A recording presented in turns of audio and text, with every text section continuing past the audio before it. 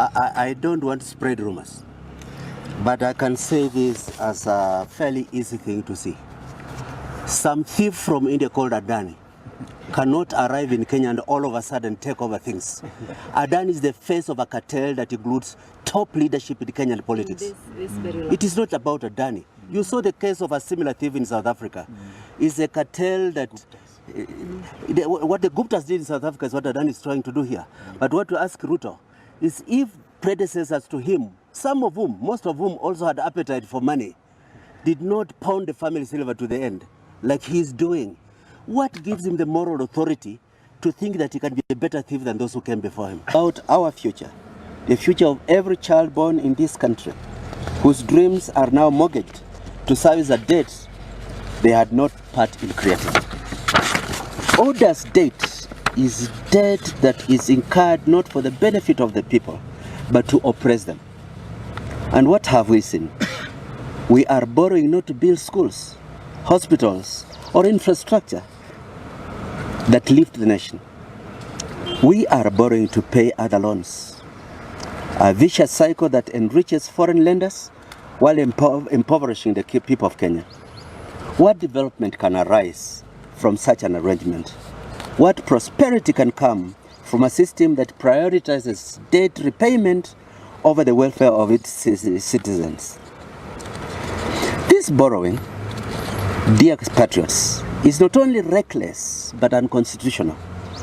Article 201 of our Constitution says, out of the principles of public finance, openness, accountability, and assurance that public debt shall only be incurred in a manner that ensures future generations are not saddled with untenable burdens. Yet here we are, our sovereignty compromised by those who wield the pen of fiscal irresponsibility. We have become beggars in our own country. Behold to international financiers whose interests lie not in the development of Kenya, but in the perpetuation of our financial dependency. Let's examine this closely. Our nation may borrow to build highways that connect its people, ports that enable trade, and power grids that illuminate its future. But to borrow simply to repay existing loans, this is madness, a betrayal of the highest order. This is not the borrowing of a nation intent on development. It's the borrowing of a regime intent on its own survival. The funds are not being used to uplift the people, but to stave off the inevitable collapse that comes when greed and mismanagement become the order of the day.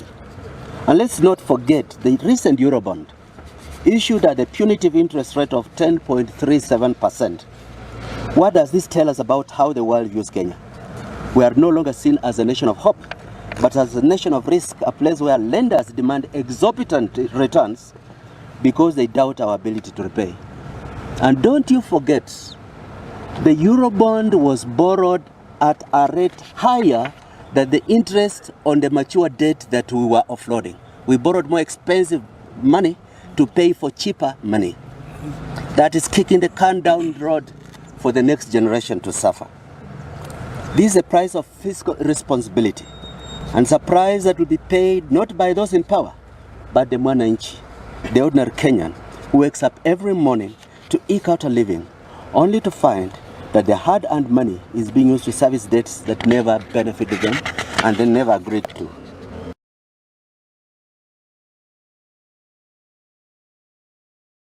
Consider this. 54% of our revenue is now funneled into debt repayment. Over half of our national income is being siphoned away, leaving us with mere scraps to address the pressing needs of this nation. Schools are collapsing, hospitals are underfunded, infrastructure projects have ground to a halt, not because we lack the resources, but because those resources have been squandered. The dreams of development have been traded for the nightmare of austerity, all in the name of servicing a debt that should never have been incurred in the first place. What we are witnessing is a form of modern decolonization, not by foreign powers with guns and flags, but by faceless financiers and shadowy intermediaries. We are being colonized by debt. Our sovereignty, our very ability to determine our own future is being sold off piecemeal in the form of bonds loans and financial obligations that do nothing but enrich those who hold them. But this is not the Kenyan way. Our forefathers fought, bled and died for the right to self-determination. They did not fight for us to be reduced to a status of financial serfs, chained to the whims of leaders whose only interest in Kenya is how much profit they can extract for themselves. We, the people, must rise and declare this, that it's enough. Enough is enough. We must demand transparency in our public finances.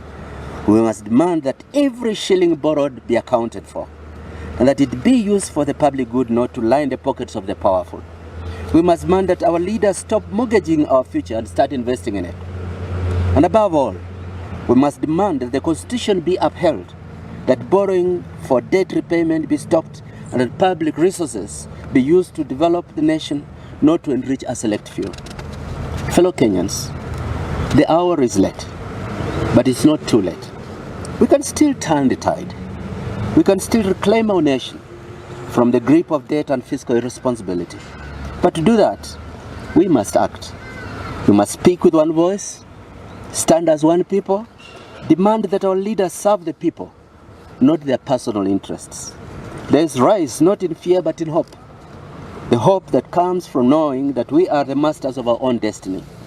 Let us rise in the spirit of our ancestors who fought for the freedom we enjoy today.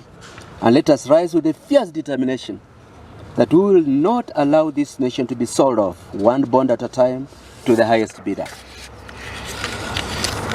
This, fellow Kenyans, is our time for action. It is our moment. Let us seize it with both hands and forge a future where Kenya is not beholden to fallen creditors, but stands proud and free, a nation of prosperity, justice, and hope. Thank you.